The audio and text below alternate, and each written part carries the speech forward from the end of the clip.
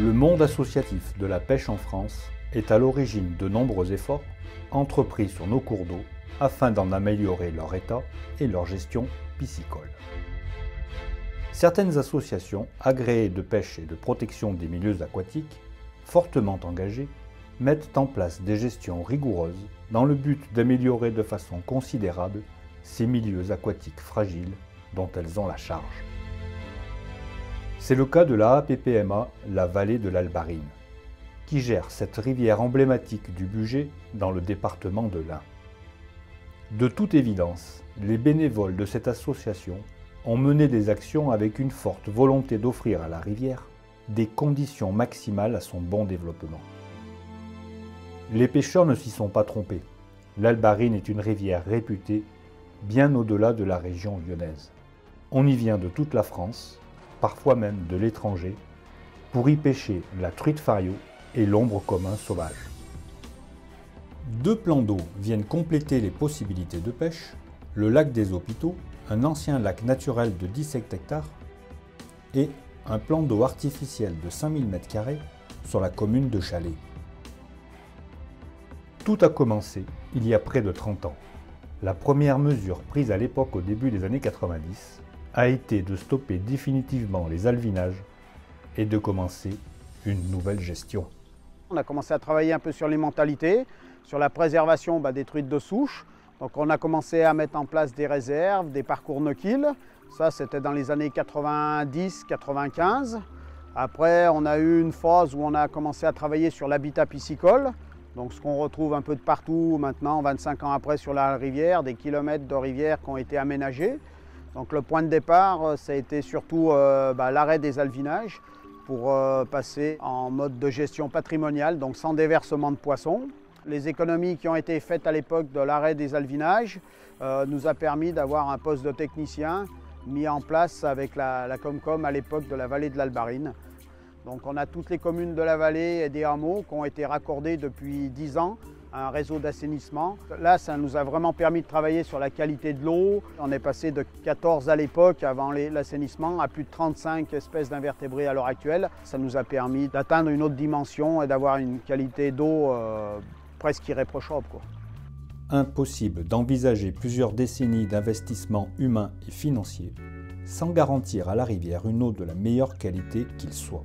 Ce décanteur propose 8 m³ de boue. Il est purgé 4 fois dans l'année. Donc on sort de ce décanteur environ 32 m³ de boue par an pour ce petit village de 150 habitants. Il y a quelques années en arrière, ce volume de 32 m³ de boue était directement envoyé dans l'Albarine. On s'aperçoit très vite que la charge qui sort des réseaux d'assainissement est catastrophique pour les cours d'eau. Depuis les années 2000, toutes les communes, que ce soit également sur le plateau et dans la plaine, ont réalisé leur assainissement. En parallèle des travaux d'assainissement sur l'ensemble du bassin versant de l'Albarine, une multitude de travaux d'aménagement du cours d'eau ont pu être réalisés. En tête de bassin, entre les principales résurgences de l'Albarine et la commune de Chalais, un projet de restauration hydromorphologique a vu le jour. L'objectif a été de redonner toute la richesse à ce secteur, fortement endommagé dans le passé pour des raisons agricoles. Sur ce secteur de rivière, il faut savoir qu'on est vraiment au niveau du démarrage de la rivière, même si officiellement la rivière prend son lit sur le plateau d'Hauteville. C'est un secteur, le plateau d'Hauteville, qui est très pauvre en alluvions. Pour preuve, en amont de la cascade de Cherabotte qui est juste au-dessus de nous, c'est la Roche-Mère. Donc ce secteur-là dispose de quantités de graviers qui sont venus en fait des éboulis qui sont tout autour de nous. Et donc c'est sur ce premier secteur de rivière qu'on va trouver la quantité nécessaire de gravier pour donner vie à la rivière. Donc c'est grâce à ces alluvions qu'on a pu rehausser le niveau de la rivière. Par rapport à l'ancien lit, on est quasiment à 1 mètre au-dessus de l'ancien lit qui avait été à l'époque retravaillé sur l'Albarine. Donc ce mètre que l'on a gagné, bien évidemment, on l'a gagné également sur la nappe phréatique. Cette zone, quand l'eau monte, est complètement sous l'eau, complètement inondée. C'est le rôle d'une plaine alluviale. Ça permet une recharge des nappes phréatiques tout à fait efficace. Donc toute cette quantité d'eau et cette qualité d'eau, puisqu'il y a un système aussi d'auto-épuration de la rivière, avec tout ce système de méandres, avec tout ce système de flore qui se développe de part et d'autre du cours d'eau, On la retrouve en période estivale, en quantité d'eau, en qualité d'eau, et donc ce qu'on disait tout à l'heure également en température, puisqu'on a une nappe qui est fraîche, donc une température d'eau qui reste fraîche tout l'été. En aval de ces travaux de restauration hydromorphologique, en 1997, l'AAPPMA de l'Albarine s'était rendu acquéreur d'une parcelle de 3 hectares sur laquelle un seuil alimente 3 anciens canaux d'irrigation. L'AAPPMA a souhaité conserver ce seuil de façon à laisser en eau les canaux pour qu'ils puissent être transformés en zone de frais. Ces 3 canaux, d'une longueur de 700 mètres, permettent à 300 géniteurs de venir s'y reproduire sur plus d'une centaine de frayères. Digues ou simples seuils ont fait l'objet d'études afin de trouver les meilleures solutions. Le choix a été de conserver la plupart de ces ouvrages en les équipant de passes. Dans le cas où la pérennité de la passe à poissons ne peut être assurée, alors l'ouvrage est détruit. C'est le cas à l'entrée de la ville de Tenay où une digue infranchissable a été ouverte en 2015. Des travaux de génie végétal particulièrement techniques, liés à la forte pente de ce secteur, ont vu le jour en amont de l'ancien ouvrage. Dans les secteurs à forte pente, il reste des grosses roches parce que les plus petits alluvions, les plus petits gabarits de gravier se font éjecter tout simplement lors des grosses crues.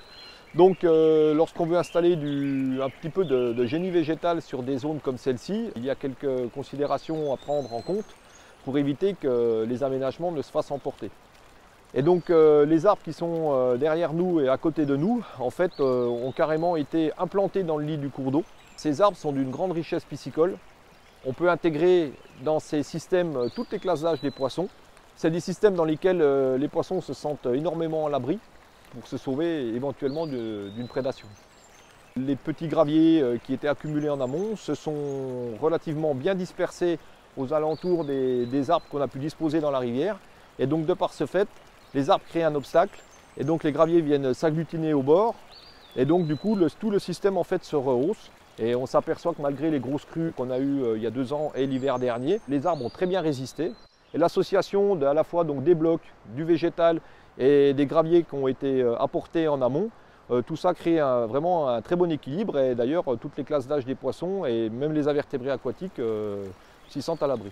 On voit nettement qu'on a su conserver la stabilisation de la rivière et même un petit peu l'augmentation du fond du lit puisque les alluvions qui sont sous nos pieds donc, proviennent effectivement évidemment de l'amont et donc commencent à recréer des atterrissements naturels, donc c'était le but, donc refournir à la rivière une charge alluvionnaire suffisante pour qu'elle retrouve son équilibre. Les 3 centrales hydroélectriques présentes sur la haute vallée de l'Albarine entretiennent avec l'APPMA des échanges de fonds visant à minimiser les mouvements d'eau en aval de leurs ouvrages. La gestion se fait exclusivement au fil de l'eau et aucun marnage ne vient impacter le cours d'eau. Donc aujourd'hui, les 3 centrales hydroélectriques qui sont en amont, elles jouent le jeu. On n'a plus ce phénomène d'accumulation de gravier dans les centrales hydroélectriques qui pose des problèmes pour leur fonctionnement et qui pose des problèmes par la suite aux rivières quand il faut tout d'un seul coup vidanger.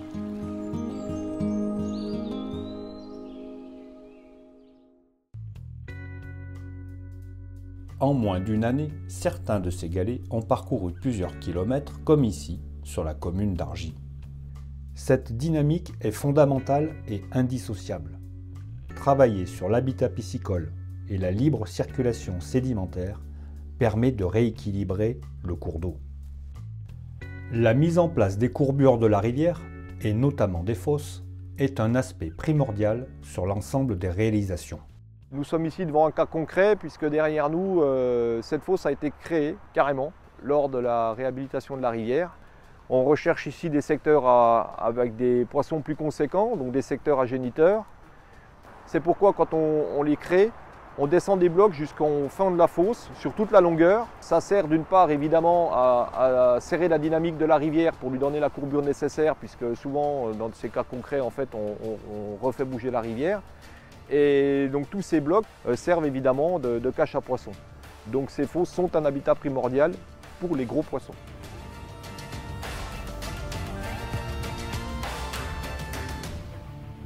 Au début des années 2000, lorsque l'association a retouché des travaux qui avaient été faits, a réinjecté des dizaines de tonnes de blocs.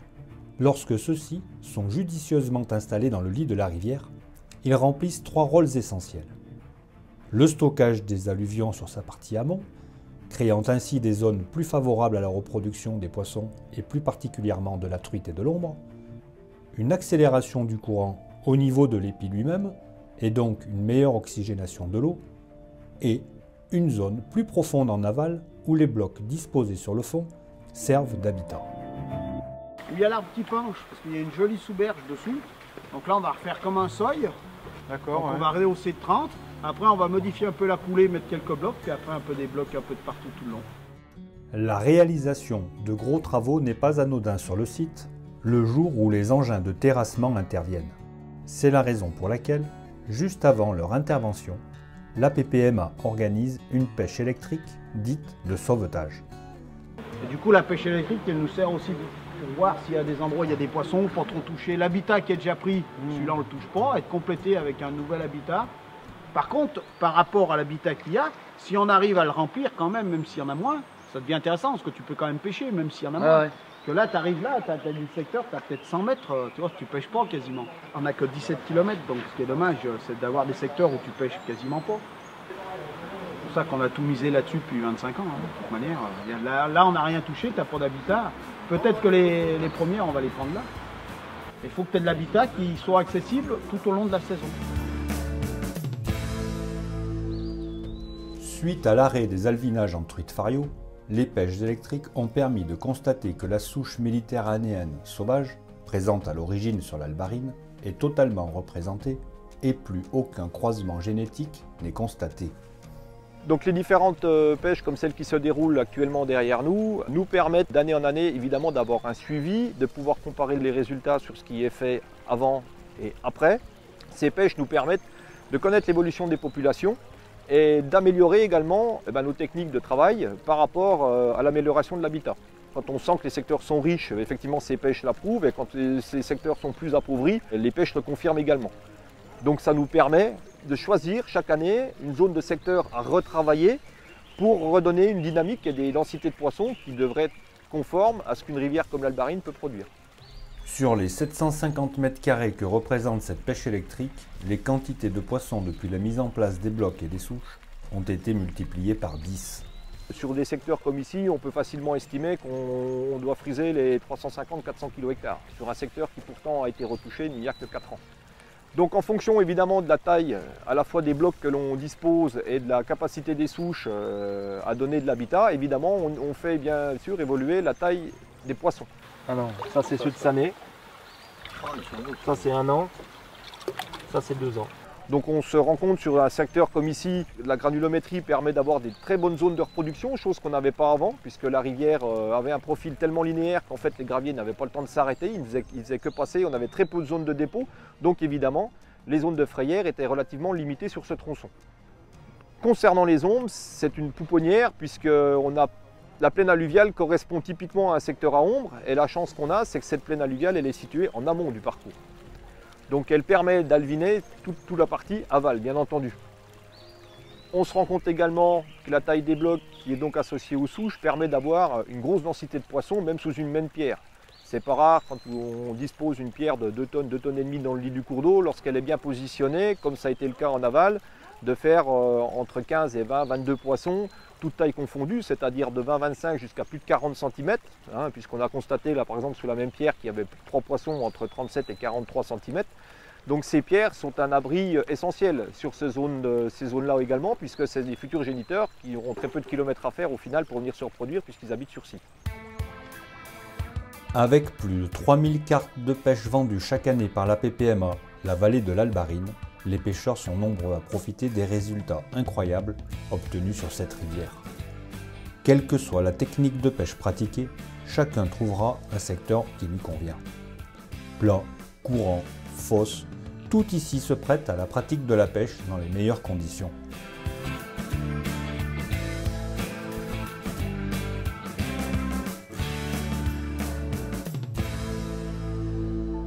Inutile de rappeler qu'ici comme ailleurs, le respect des règles de pêche doit être rigoureusement appliqué, et plus particulièrement sur l'ombre, très exposée avant son ouverture.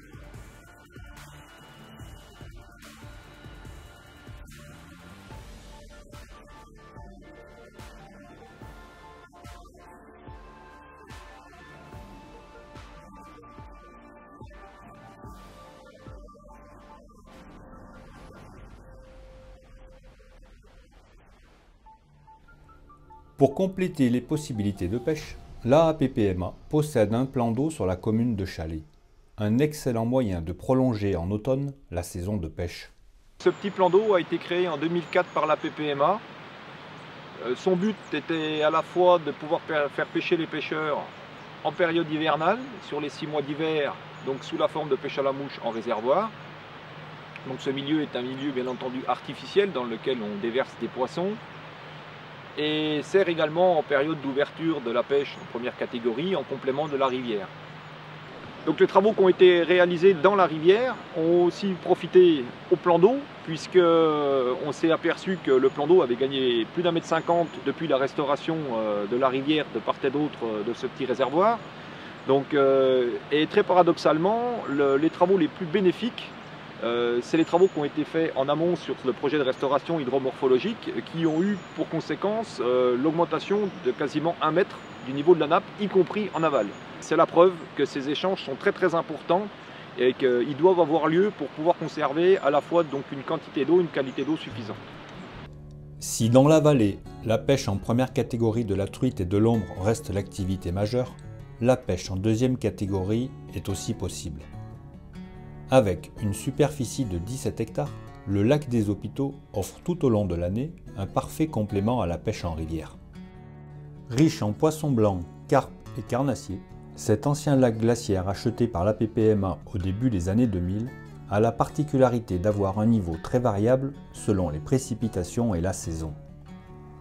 Pour cette raison, et pour compléter les nombreuses frayères naturelles du lac, l'APPMA a fait quelques aménagements. Le but, c'est de favoriser un maximum la reproduction naturelle sur un lac qui s'y prête.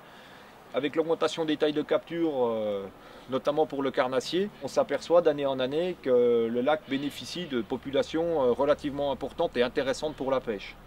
Ce lac bénéficie d'une eau claire, on n'a pas de source de pollution de part et d'autre du lac des Hôpitaux. C'est une eau qui bénéficie d'un fonctionnement naturel au plancton, donc le cycle est continu sur l'année. Quand on prend une carte, elles sont vraiment jolies extérieurement, il n'y a pas de soucis sanitaires au niveau du lac des Hôpitaux. Malgré le fait que ça soit un lac qui bénéficie de variations très marquées. C'est un fonctionnement certes atypique mais tout à fait naturel et on le sent très bien au niveau des poissons. Après ces nombreuses années d'études, de concertation avec les acteurs locaux et d'engagement fort de la part de l'association, les résultats sont sans appel et parlent d'eux-mêmes. Pas un secteur de l'Albarine où quelques travaux que ce soit ont été faits ne regorge de poissons. Bien sûr, les difficultés actuelles que rencontrent la plupart des cours d'eau de la planète, liées principalement au réchauffement climatique et à la pollution, ne doivent pas occulter ce formidable travail de près de 30 ans. Prendre sa carte de pêche aujourd'hui ne suffit plus. Les pêcheurs doivent de plus en plus s'impliquer dans les APPMA pour soutenir ces bénévoles sur le terrain et finalement contribuer eux aussi à une qualité de pêche meilleure d'année en année.